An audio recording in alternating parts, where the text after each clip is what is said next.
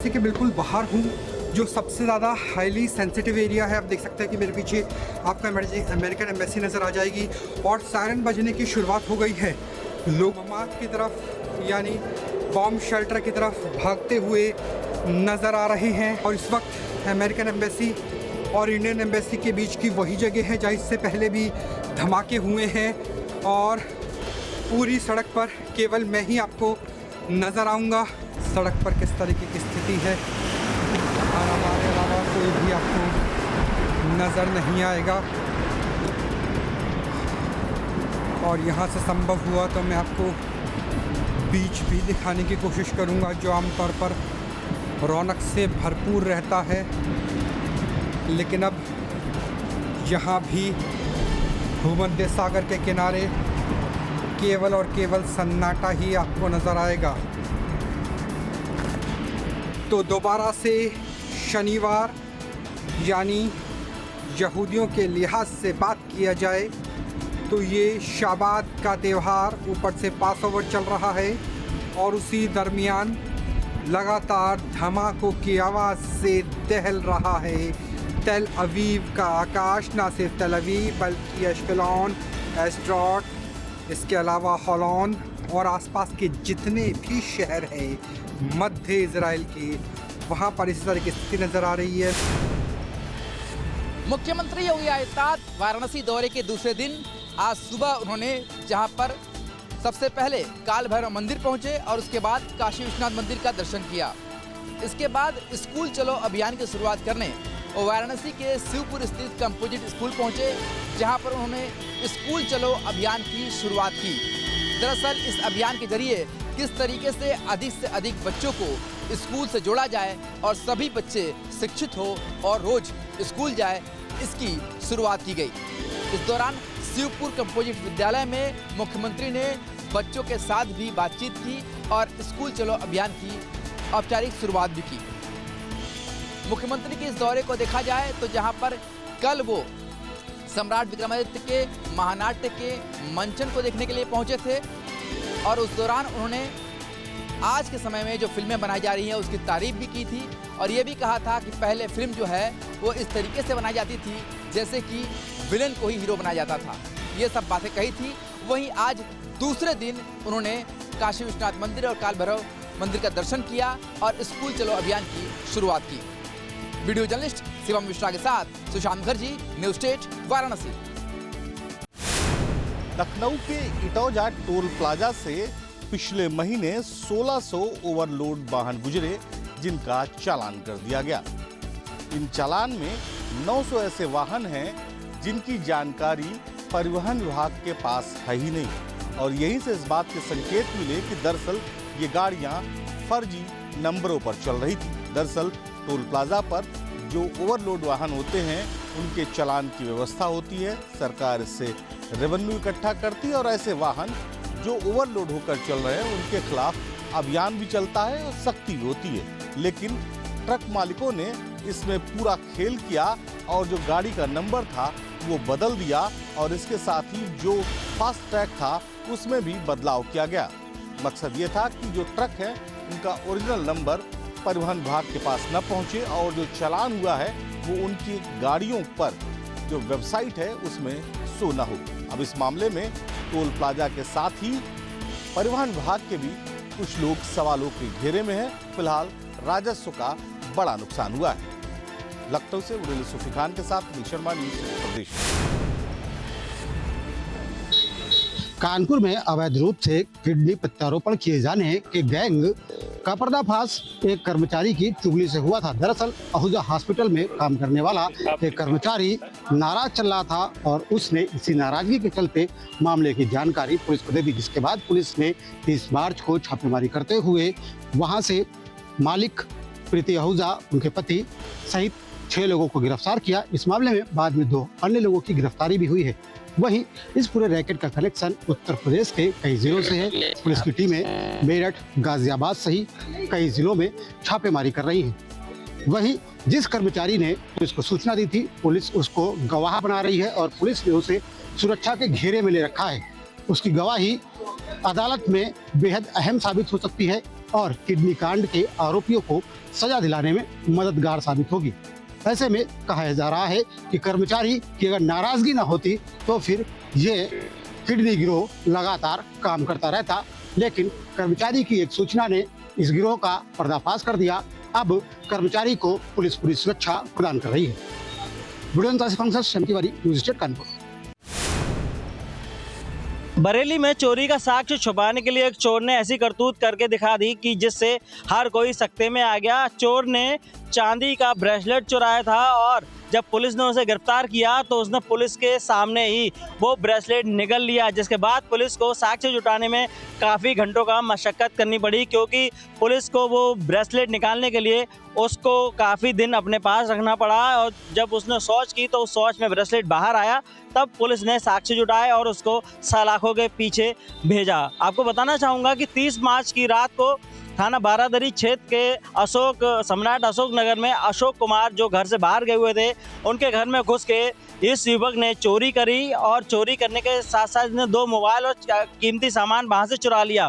जब वो अपने घर पहुँचे तो पुलिस ने पूरे मामले की छानबीन की। छानबीन में सीसीटीवी कैमरे का भी संज्ञान लिया गया, जिसमें सिकंदर उर्फ छोटा वहां आते जाते नजर आया, जिसके बाद पुलिस ने मुखबिर की सूचना पर उसको गिरफ्तार किया और इस पूरे मामले का खुलासा किया। तो सबसे बड़ी चौंकाने वाली बात यही थी कि पुलिस को बड़ी मशक्कत करनी पड़ी जो चोरी का सामान था उसको बरामद करने के लिए, क्योंकि जो चोर था सिकंदर उर्फ छोटा ने उस चांदी के ब्रेसलेट को निगल लिया था। वीडियो जर्नलिस्ट भागीरथ गोस्वामी के साथ मनोज कुमार, न्यूज़ स्टेट बरेली। जनपद रामपुर के सुवार मसवाची क्षेत्र का रहने वाला एक युवक शाहबेज 15 जून 2025 को अपने काम के लिए भारत से रूस के लिए रवाना हुआ था। जी परिजनों के मुताबिक उन्होंने बताया कि शाहबेज वहां पर फर्नीचर का काम करता था और उसकी मुलाकात वहां पर रूसी सैनिकों से हो गई। रूस सैनिकों ने उसको आर्मी में भर्ती कर लिया और वो वहाँ पर फौज में भर्ती हो गया।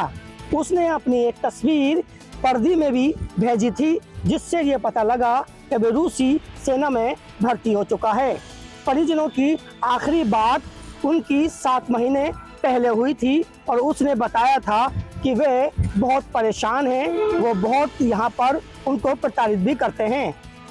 हालांकि इस बात की एक परिजनों के पास ऑडियो भी है जो अभी अधिकारी तौर पर इसकी पुष्टि नहीं की गई है। अब देखना यह है कि आखिरकार युवक की मौत किन परिस्थितियों में हुई है। ऐसे हो गए करीब 7-9 महीने, 13-14 दिन हो गए। क्या काम करता था वहाँ? ये काम करता था फर्नीचर का। तो अब जो इसकी डेथ हुई है कैसे पता चला आपको? इसका अब तो परसों फोन आया था हमारे पास। क्या फोन आया? कि आपका बेटा सफेद, नहीं जी बेटा हमारा, कि उसकी डेड हो गई है। और ऐसे तो मैंने की लाश हमारी बात ना हो रही थी, पल तो से बात ही हो रही थी। तो बात कब से नहीं हुई? बात ना हुई हमारी 7 महीने 13-14 दिन से। फिलहाल परिजनों ने दिल्ली एयरपोर्ट पहुंचकर शव को कब्जे में लेकर उसको दफन कर दिया है। रामपुर से मैं सैयद शनाम नकवी, न्यूज़ स्टेट उत्तर प्रदेश। महाराष्ट्र के नासिक के डिंडोरी में एक दर्दनाक हादसा हो गया। एक ही परिवार के लोग 9 लोग जो है तो काल के गाल में समा गए। एक कार जो है तो अपना संतुलन खो बैठती है और वह कुएं में गिर जाती है।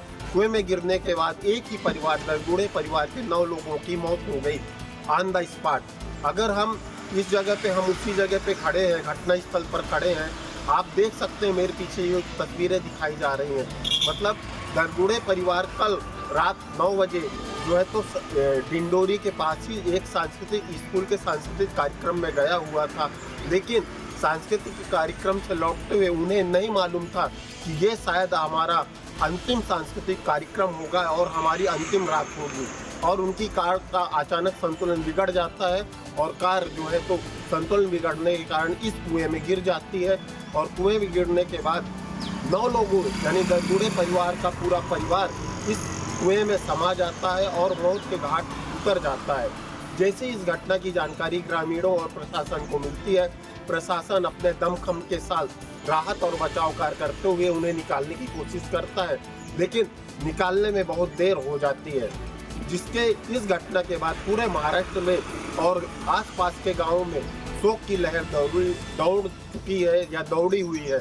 और इसकी घटना की जानकारी मिलते हुए महाराष्ट्र के कुंभ मंत्री गिरीश महाजन, दादा भुसे सहित कई मंत्री इस घटनास्थल पर पहुंचे और महाराष्ट्र के मुख्यमंत्री देवेंद्र फडणवीस ने मृतकों के परिजनों को 5-5 लाख रुपए की आर्थिक मदद देने की घोषणा की। वीडियो जर्नलिस्ट राम प्रजापति के साथ संदीप द्विवेदी, नासिक। देवभूमि उत्तराखंड में मानव और वन्यजीव के बीच में लगातार संघर्ष बढ़ते जा रहे हैं। अल्मोड़ा के सल्ट क्षेत्र के ताड़म बेलम गांव में 1 अप्रैल को एक वृद्ध को दिन में बाघ ने अपना निवाला बनाया। वो जंगल घास काटने गए थे। विभाग आधिकारिक तौर पर इस बात की पुष्टि नहीं कर रहा है कि बाघ ने वृद्ध को मारा, लेकिन स्थानीय लोगों का कहना है इलाके में लगातार बाघ देखे जा रहे हैं। वहीं वन विभाग की ओर से मुनादी कराई जा रही है, उसमें ग्रामीणों को बाघ से सावधान रहने की बात की गई है। गांव में ट्रैप कैमरा लगाए गए हैं, पिंजरे लगाए जा रहे हैं। सल्ट की बात करें, पिछले 3 महीनों में ये दूसरी घटना है जब इंसान को अपनी जान गंवानी पड़ी है। इससे पहले 31 दिसंबर को खलियों गांव में बाघ ने एक महिला को अपना निवाला बनाया था। लगातार इलाके में वन्य जीव की आमद से लोग डरे हुए हैं। स्थानीय लोगों का कहना है जब से पाटा और मोहान जोन पर्यटकों लिए खोला गया है, उसके बाद उनके इलाके में लगातार वन्य जीव देखे जा रहे हैं। न्यूज स्टेट के लिए अल्मोड़ा से दिग्विजय सिंह। केदारनाथ धाम यात्रा को लेकर स्वास्थ्य विभाग ने अपनी सभी तैयारियां पूर्ण कर ली हैं।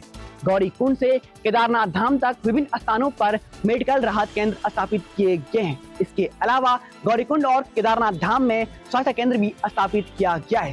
श्रद्धालुओं की सुविधा के लिए यात्रा मार्ग पर 200 स्वास्थ्य कर्मियों की टीम हर समय तैनात रहेगी, जो आपातकालीन स्थिति में श्रद्धालुओं के स्वास्थ्य के जांच के अलावा 24 घंटे सुविधा मुहैया कराएगी। आपातकालीन स्थिति से निपटने के लिए यात्रा मार्ग पर 12 एम्बुलेंसों की तैनाती हर समय रहेगी। यात्रियों की सुविधा के लिए ऑक्सीजन की भी पर्याप्त मात्रा में व्यवस्था की गई है, ताकि यात्रा के दौरान श्रद्धालुओं के स्वास्थ्य का विशेष ध्यान रखा जा सके।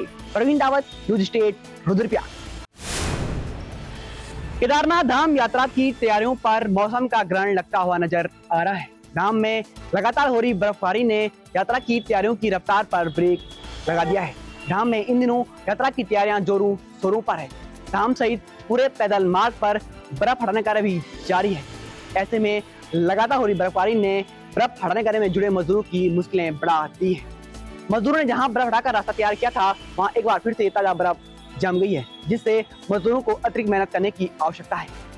लगातार बदलता मौसम यात्रा की तैयारियों में बाधक बनता हुआ नजर आ रहा है, जिससे प्रशासन की चुनौतियां और अधिक बढ़ गई है। श्री केदारनाथ धाम में लगातार कल रात्रि से अत्यधिक बर्फबारी हो रही है। आप सब लोग देख सकते हैं कि मंदिर प्रांगण में लगभग 2.5 से 3 फुट यहाँ पर बर्फ जम चुकी है और मंदिर समिति के कर्मचारियों द्वारा लगातार कल से पिछले 2 दिन से बर्फ हटाने का कार्य किया गया था, लेकिन कल रात्रि अत्यधिक बर्फ होने की वजह से आज लगभग 2 से 2.5 फीट यहाँ पर बर्फ जम चुकी है। और लगातार हम लोगों द्वारा शासन प्रशासन के साथ साथ स्थानीय तीर्थ पुरोहितों और ITBP सेना से लगातार समन्वय स्थापित किया जा रहा है कि हम किस प्रकार से यात्रा की जो पूर्व की तैयारी हम उसको सुचारू रूप से चला सके। और लगातार हम लोग ये देख रहे हैं कि हम लोग के सामने विभिन्न प्रकार की चुनौतियां आ रही हैं और मौसम का जो लगातार जो बर्फबारी है, लगातार हमारे भी जितने भी मंदिर समिति के अधिकारी हैं, कर्मचारी गण हैं, लगातार हम लोग विभिन्न प्रकार की चुनौतियों का सामना कर रहे हैं। तो आप सब लोग देख सकते हैं कि भगवान केदारनाथ के इस पवित्र धाम में लगातार बर्फ की जो श्वेत पुष्प वर्षा है निरंतर गतिमान है। प्रवीण दावत, न्यूज स्टेट, रुद्रप्रयाग। ग्वालियर शहर में सुबह से ही मौसम बदला हुआ सा लग रहा था, बादल छाए हुए थे, लेकिन थोड़ी ही देर में ऐसा मौसम बदला कि तेज आंधी के साथ बड़े बड़े ओलों की बौछार होती हुई नजर आई। मैं इस समय ग्वालियर के कैप्टन रूप सिंह स्टेडियम के पास हूँ, जहाँ अभी भी देखिए ओले गिर रहे हैं। इन तस्वीरों में दिखा दीजिए, ये ओले यहाँ पर हमें साफ नज़र आ रहे हैं।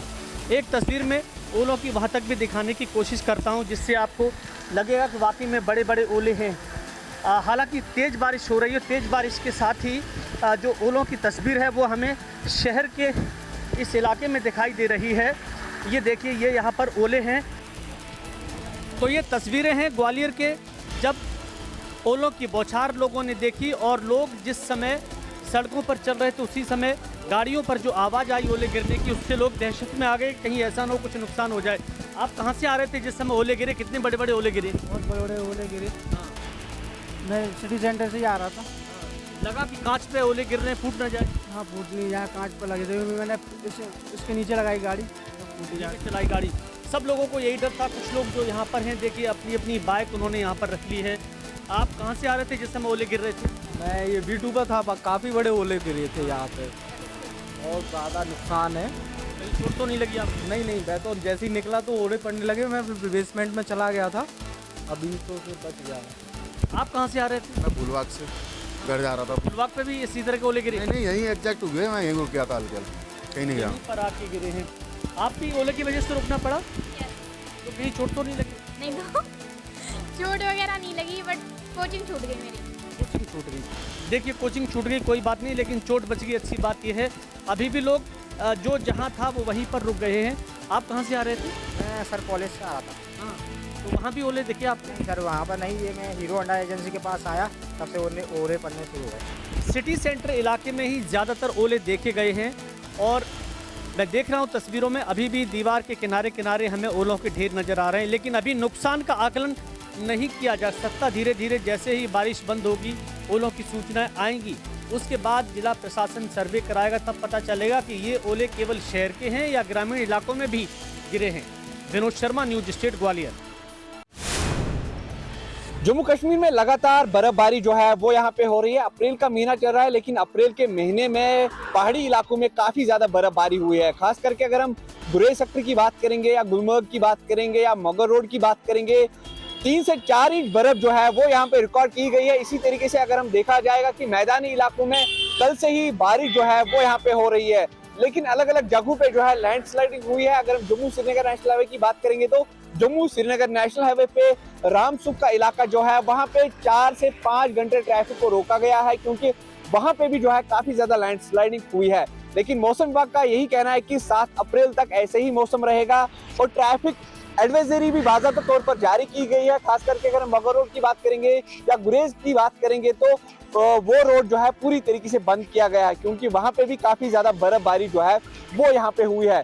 लेकिन अगर देखा जाएगा कि मैदानी इलाकों में काफी ज्यादा बारिश हुई है, इस बारिश की वजह से जो है लोगों को काफी ज्यादा मुश्किलों का सामना करना पड़ रहा है। आप देख सकते हैं कि काफी समय से जो है एक मौसम ने अपनी ही एक अजीब सा करवट लेके रखा हुआ है। अभी अप्रैल मंथ जो है वो शुरू हो चुका है, लेकिन सर्दियों का वो जो सिलसिला है वो ख़त्म होने का नाम नहीं ले रहा है। आप देख सकते हैं कि हम अप्रैल के मंथ में भी जो है वो जैकेट्स डाल के चल रहे हैं इस समय। बीच में जो है वो थोड़ी सी सनी डेज होना शुरू हो चुके थे, धूपें निकलना शुरू हो गई थी, जिस वजह से हमने हाफ टी शर्ट भी पहनना शुरू कर दी। लेकिन अचानक जो मौसम ने करवट ली है, उसी वजह से आज हम फिर से जैकेट्स में आप देख सकते हैं मैंने जैकेट्स वेयर कर दी हैं। फिर से जो है वो सर्दी का माहौल बन चुका है। डोडा डिस्ट्रिक्ट की ही अगर बात करें तो पहाड़ी इलाकों में जो है काफ़ी ज़्यादा बर्फबारी भी हो रही है, और मैदानी इलाकों की अगर बात करेंगे तो बारिश आप देख रहे हैं कि कल रात से लगातार पड़ रही है, और कई दिनों से जो है इसी तरह का मौसम जो है वो चल रहा है। कभी बारिश पड़ रही है, धूप निकल रही है, फिर बारिश पड़ रही है, और आप देख सकते हैं कि कई हद तक जो है वो फिर से सर्दी हो चुकी है। खालिडार, न्यूज स्टेट। अब से डीडी फ्री डिश की चैनल नंबर 57 पर देखिए न्यूज नेशन।